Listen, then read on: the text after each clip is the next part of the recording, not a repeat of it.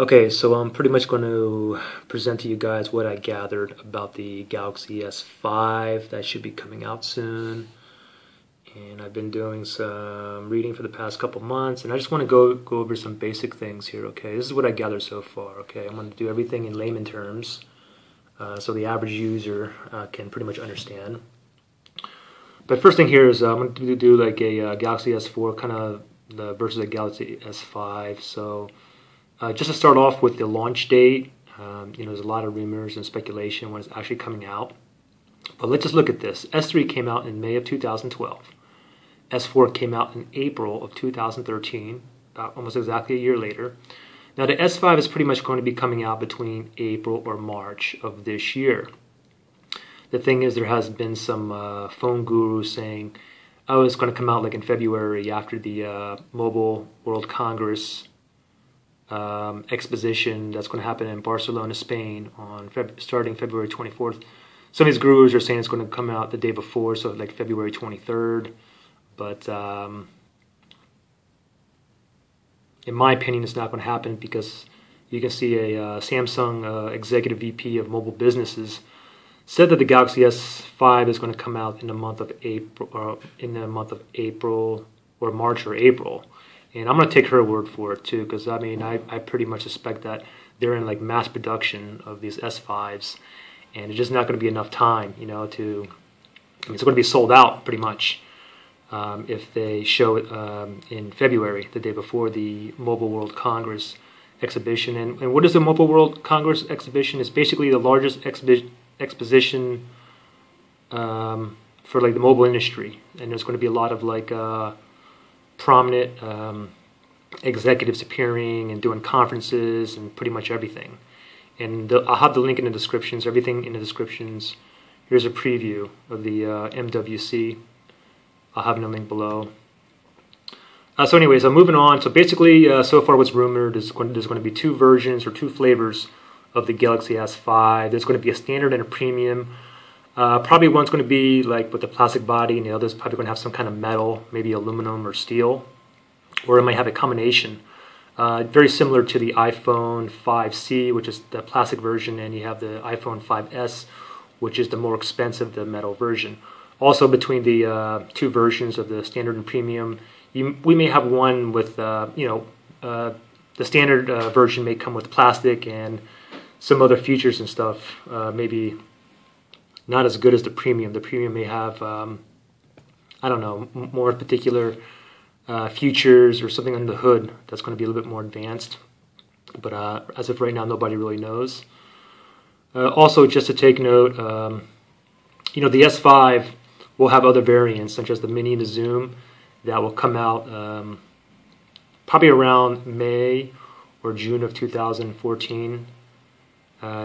After the flagship is out, and a lot of people will hear this term being thrown around, flagship, in the phone industry. And what exactly is flagship? Well, it's phones that are expected to be the best-selling device for a particular company, and it's usually the most expensive.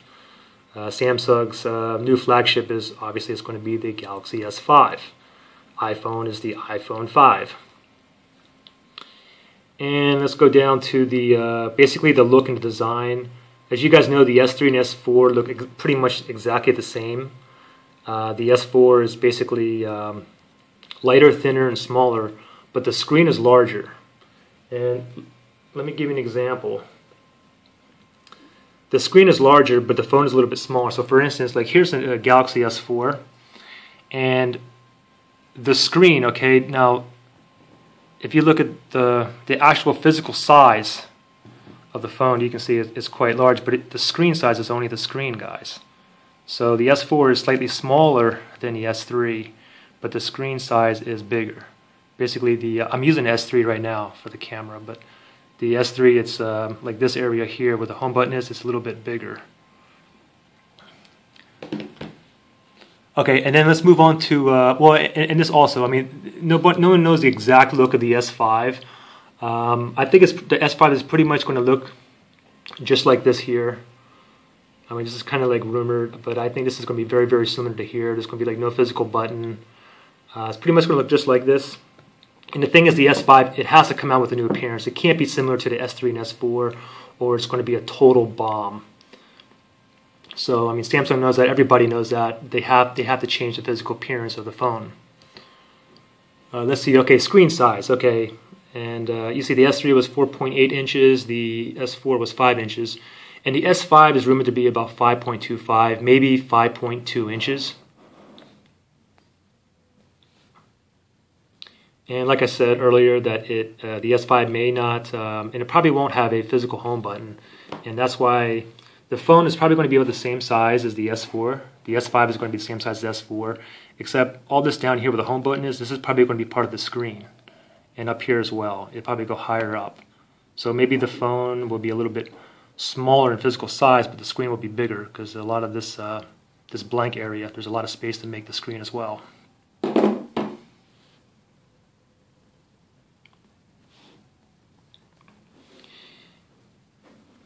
And then we'll move on to the resolution. You can see the S4 here was 1920 by 1080. Well, presumably or supposedly the S5 is going to be 25 by 60 times 1440, and that is absolutely huge, and that'll be known as the 2K display. And this would actually make it the highest resolution in the market of any phone. And now let's move on to RAM. The S3 only had 1 gig of RAM. The S4 had 2 gigs. And the S5 is going to have basically between 3 to 4 gigabytes. And I mean, it's going to have to be at least 3 gigabytes, especially if you have the 2K resolution. It's going to need more RAM. So it's either going to be 3 gigabytes or 4 gigabytes. And then now another cool thing that's been like rumored is the finger scan or finger reader, or you can call it the fingerprint sensor. Basically very similar to the iPhone 5S. And it's basically used for convenience and security.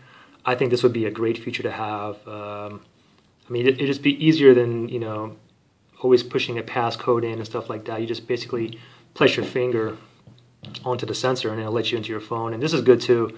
You know, let's say you have like a girlfriend or boyfriend and you don't want to give them the passcode to get in the phone. You can just make a fingerprint code and kind of make an excuse so they can't get into your phone. However, you know, I believe the iPhone 5S, the finger scanner has been like cracked. So, I mean, there may be a hack for it eventually. I mean, it's pretty inevitable, I think, for the Galaxy S5. But in the meantime, it seems like a pretty good idea. Now let's move on to the battery, okay? The battery, the capacity, the mAh, basically the milliamp. Typically the higher, I mean the better. And the S4 comes with the 2600 milliamp, and the S5 comes with a 29 milliamp. Now the thing is, just because it's a higher milliamp really doesn't mean like nothing, because it's all gonna depend on. I mean, for instance, the S5 is coming out with a 29 milliamp, but you know we have the 2K resolution. It's probably going to need more power, but I mean, who knows? Maybe the S5 they have a better way of conserving like battery life and whatnot. But I mean, you never know. Like the S4, it just came with the battery life was just it was atrocious. It was absolutely ridiculous. Basically, on my like S4, I got the extended battery, the bigger, thicker battery, because I was just tired of it completely going dead after 12 hours. So, but I mean, nobody will really know until we actually get a physical comparison side by side to see actually how long it's going to last. And then we have another feature here. Now we have the camera, okay? The S4 came out with 13 megapixel. Actually, the S3 had the 8 megapixel. Then it went to 13 megapixel. And now the S5, supposedly it's rumored it's going to be 16 megapixel. Some say 20, but I mean, I don't know. I'm shooting for 16 megapixels. And it's supposedly a new camera sensor technology, the ISO-cell. And it's basically supposed to enhance like poor lighting conditions. Some of the slight flaws that the S4 had. And just to take note, you guys know the Sony Xperia Z1 that has a 20 megapixel camera, and also the Nokia Lumia at 1520. It has a 20 megapixel camera as well. And like I noted in here, I have a friend that has the Xperia Z1, and he took a picture and he made it into like a canvas, like, I don't know, it was like 2 feet by 3 feet or something like that, and the picture came out like absolutely flawless, like it was a professional picture. And he made it into a canvas, sent the picture into CVS, and then they mailed him the huge canvas. All right, let's move on here. Okay, basically there's going to be 2 types of CPUs, which is the central processing unit, basically the brain of the phone. And there's 2 because it's going to depend on the region and network. So you have the Snapdragon 600 from on the S4, and you can see the S5 is a little bit more upgraded. And in the USA, basically, you guys will use the Snapdragon CPU. And here's a special note too: if the Note 3 users out there, or the Note 3 actually uses the Snapdragon 800, and the S5 will supposedly use the Snapdragon 805, so a little bit higher.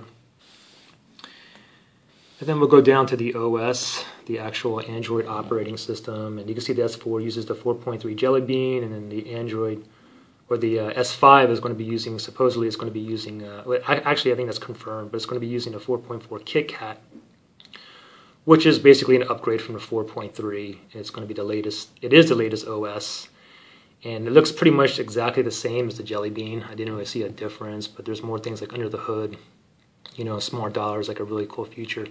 But anyways, it isn't like this, this KitKat's already being used in some other phones, like the Galaxy Nexus 5 and the Nexus 7. And I think a lot of people are happy with that OS so far. And supposedly a lot of people are saying that is actually making the phone faster. And last but not least, we'll go over the TouchWiz. TouchWiz is basically just a user interface. Basically, you know, the hand-eye gestures, all the camera options, pre-installed apps, the skin, the theme, and of course, the TouchWiz comes with, it's going to come with bloatware, stuff that you're just not going to need. And the TouchWiz, I mean, it's a new TouchWiz. Even the S4 has TouchWiz, and the S5 is coming out. It's a newer TouchWiz, and just a newer interface with more options and whatnot. And of course, it's going to come with bloatware. Bloatware, basically, it's stuff that's installed that you don't need or use. Is just a basically just takes up space. And this is pretty much the main thing. When the phone comes out, I plan on getting it right away. Actually, it was between the Galaxy S5 and the Xperia Z1, but I want to see what the Galaxy S5 is actually going to come out with. And so yeah, so I pretty much think it's going to look very similar to this phone here. And if you guys have any comments or anything, if I missed out any big things, just comment below. And then, yeah, I guess we'll see what happens. Thanks, guys. Bye.